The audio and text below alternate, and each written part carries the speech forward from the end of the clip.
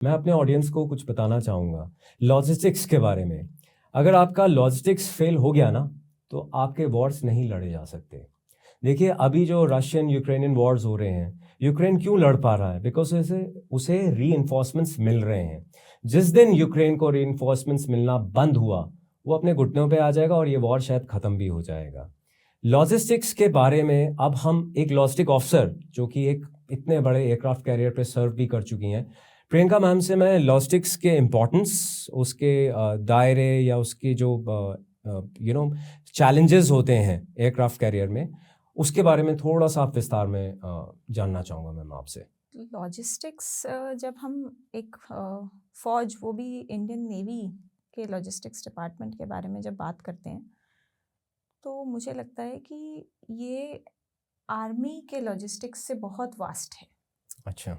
Army में logistics, अलग अलग डिपार्टमेंट अलग अलग तरह के लॉजिस्टिक्स सप्लाईज को देखता है, मोर लेकिन सेग्रीगेटेड मोर सेग्रीगेटेड है। एमिनिशन कोई देखेगा सर, राशन कोई और देखेगा, क्लोथिंग कोई और देखेगा, और बाकी रिक्वायरमेंट्स डिफरेंट डिफरेंट डिपार्टमेंट्स देखेंगे। लेकिन नेवी का लॉजिस्टिक्स में वो सब क्लब्ड एक साथ एक ही डिपार्टमेंट देखता है, मतलब एक तो तरह हमारे से चैलेंजेस उतने गुना बढ़ जाते हैं। एक तरह से देखा जाए तो जेप्टो और पूरा अमेज़न है नेवी का लॉजिस्टिक। यस, तो हमारे नेवी का logistics is an aggregator of other services logistics. ऐसा कंपेयर कर सकते हैं आप। हम छोटे से छोटा सामान से लेके एमिनिशन तक सब लॉजिस्टिक्स ऑफिसर खरीदता है इंडियन नेवी में, वेरेस आर्मी में वो अलग अलग डिपार्टमेंट करते हैं। जी जी जी। तो हमारा काम जो है वो 5-6 अलग डिपार्टमेंट्स का मिलके क्लब्ड एक लॉजिस्टिक्स डिपार्टमेंट के अंडर आता है, जिसमें आपको छोटी से छोटी चीज़ से लेके टेक्निकल नॉलेज तक होनी चाहिए उसको खरीदने के लिए। जैसे आपने पेन के बारे में बताया था। यस, पेन जैसे से आप लेके एक आप पेन से लेके जिसे हम स्टेशनरी बोलते हैं नेवी की भाषा में, स्टेशनरी से लेके आप राशन खरीदेंगे, जवानों की, ऑफिसर्स की यूनिफॉर्म खरीदेंगे, उनके जूते, उनके ऑफिस में काम करने वाला पेपर, वो खाने में क्या खाते हैं वो राशन, उसके एमिनिशन, गन में लगने वाला एमिनिशन, किस तरह की गन वो खरीदेगा। दो ऑफ कोर्स उसका स्पेसिफिकेशन उस पर्टिकुलर डिपार्टमेंट से आता है, लेकिन वो किस फर्म से खरीदा जाएगा, किस तरीके से खरीदा जाएगा, कितना बजट उसमें लगेगा, मतलब कागजी कार्रवाई तो जो सारे सारा आपके खाते में आते हैं। डॉक्यूमेंटेशन और प्रोसेस होता है, वो सारा लॉजिस्टिक्स डिपार्टमेंट देखता है सर। और जैसे आपने बहुत राइटली कहा कि बिना लॉजिस्टिक्स के कोई वॉर नहीं लड़ी जाती है। ये ऑफन एक नेग्लेक्टेड चीज़ होती है, क्योंकि आपके पीछे जो ताकत होती है वो कभी आपको नज़र नहीं आती है। देखिए, पीछे का मतलब होता है एक्चुअली नीव, spine of any arm forces is basically logistics. I think ma'am ये काफ़ी मेंटली चैलेंजिंग हो सकता है। ये बहुत चैलेंजिंग है सर, क्योंकि आपको एक टाइम फ्रेम के अंदर चीज़ें लोगों को प्रोवाइड करनी होती हैं जब आप फौज में होते हैं। तो फौज का लॉजिस्टिक्स, नेवी का लॉजिस्टिक्स एक टाइम बाउंड एक्टिविटी है। आपको चीज़ें एज ऑन येस्टरडे चाहिए होती हैं। एज ऑन येस्टरडे मतलब आपने अभी बोला, चुटकी बजाते ही आपको वो चीज़ चाहिए होती है, लेकिन आपको साथ में गवर्नमेंट के प्रोसीजर भी फॉलो करने पड़ते हैं। तो आपको एवरीथिंग एक goes fine hand in hand. Balance बना के जी। चलना पड़ता है कि आप कहीं रूल्स रेगुलेशंस को भी ओमिट ना करें, आप अपनी स्पेसिफिकेशंस और अपनी रिक्वायरमेंट, अपने स्टैंडर्ड की वो चीज़ भी प्रोक्योर या खरीद पाए मार्केट से। क्योंकि मुझे लगता है कि कहीं पे भी आप कुछ कॉम्प्रोमाइज़ करते हैं, then you are liable for certain clarifications and because justifications जिस तरह आल्सो। का आप सामान खरीद रहे हैं sir, of course one is आपका अपना पैसा नहीं है, वो सरकार का पैसा है, तो आपकी एक पब्लिक का पैसा है। अकाउंटेबिलिटी है। पब्लिक का पैसा पब्लिक का है, पैसा है, बिल्कुल। आपकी एक अकाउंटेबिलिटी बनती है कि आप उसको कहाँ खर्च कर रहे हैं। दूसरा, आपकी एक जिम्मेदारी बनती है उस व्यक्ति के प्रति जिसके लिए आपने खरीदा है वो सामान, जी। कि वो सब स्टैंडर्ड का हुआ और उसकी वजह से किसी आदमी की अगर जान चली गई, यस मैम। तो ये एक बहुत बड़ी जिम्मेदारी आपके कंधों पे होती है कि आप एक पैसे का सदुपयोग किस तरह करें और वो उस चीज़ की क्वालिटी भी मेंटेन रहे।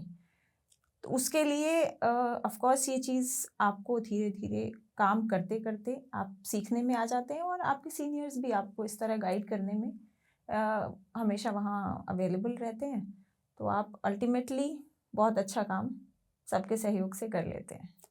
मैम जान की आपने जहाँ बात करी, मैं चला जाता हूँ कुछ मे बी 15 सालों से पहले के अपने रेल्म ऑफ थॉट्स में, जब एक मटेरियल फेलियर से क्या क्या तहस नहस हो सकता है, जान जा सकती है, वो मेरी आंखों के सामने हुआ है। And you know obviously ma'am कुछ फॉल हुआ और किसी इंसान के ऊपर गिरा, और कैसे बॉडी के 2 पार्ट्स हो गए, एक पार्ट एक साइड पे, दूसरा पार्ट दूसरी जगह पे। Was we talking about the rope, sir? Yes, I was not trying to get into the details, but yes, of course, the rope failures या जो क्रेन का failures हो सकते हैं.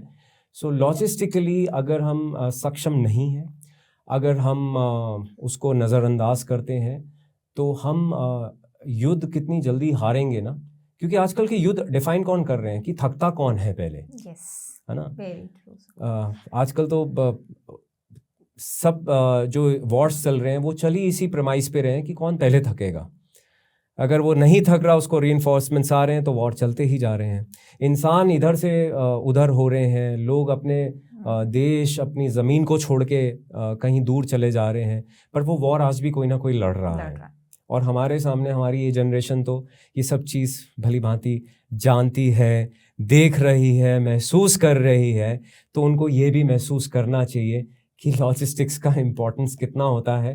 और मुझे ये पता है कि जब हमारी कोई हम मिशन में जाते हैं, अगर हमारे आर्म्स एंड एमिनेशंस में कुछ लिमिटेशंस हैं, स्पेशली वो हमारा कोई ऑपरेशन है, तो हमारे लिए हमारी रातों की नींदें हराम हो जाती हैं। हम सो नहीं सकते, हमारा कोई दिन नहीं होता, वो हमारे को आधे घंटे का ब्रेक मिले या 2 घंटे का ब्रेक मिले, हमें इंश्योर करना होता है कि हमारी शिप सेल रेडी है।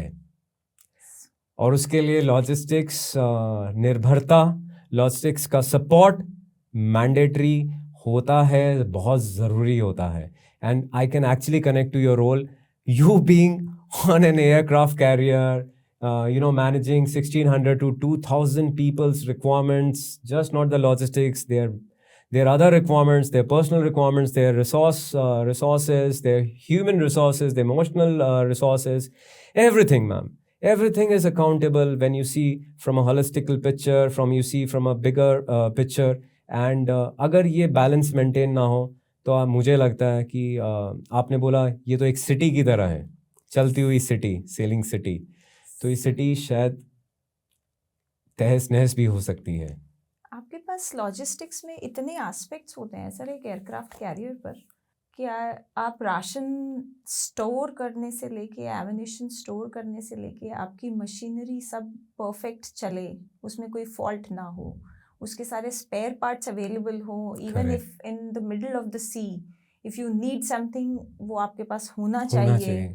फिर अगेन लॉजिस्टिक्स, बिल्कुल, सो वो फोरसाइटेडनेस आपके पास होनी चाहिए, फोरकास्टिंग आपको आनी चाहिए, बफर मेंटेन करना चाहिए सप्लाई का, आपकी कुछ प्रिजम्पशन की भी क्वालिटीज आपके अंदर होना चाहिए कि ये भी हो सकता है, सो कीप दिस आल्सो, इंट्यूटिवनेस होना चाहिए।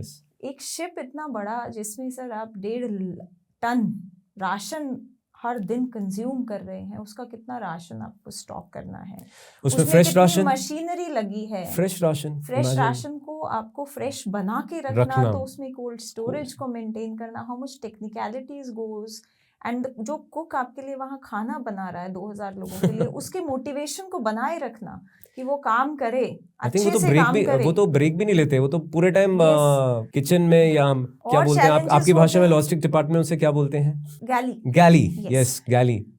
तो और चैलेंजेस उन लोगों के लिए होते हैं, सारे डिपार्टमेंट्स के लिए, जब वो एक मूविंग प्लेटफॉर्म पे काम कर रहे होते हैं, मोर सो फॉर द कुक्स, क्योंकि वो खाना बनाते हैं, सो तो बहुत चैलेंजेस जिसको हमने पहले भी जिसके बारे में मैंने अपने पिछले पॉडकास्ट में भी जिक्र करा था, इसको हम ड्यूटी वॉचेस कहते हैं। सो हमारे कुक्स की जर्नी कोई आसान नहीं होती है, बहुत बहुत मुश्किल होती है।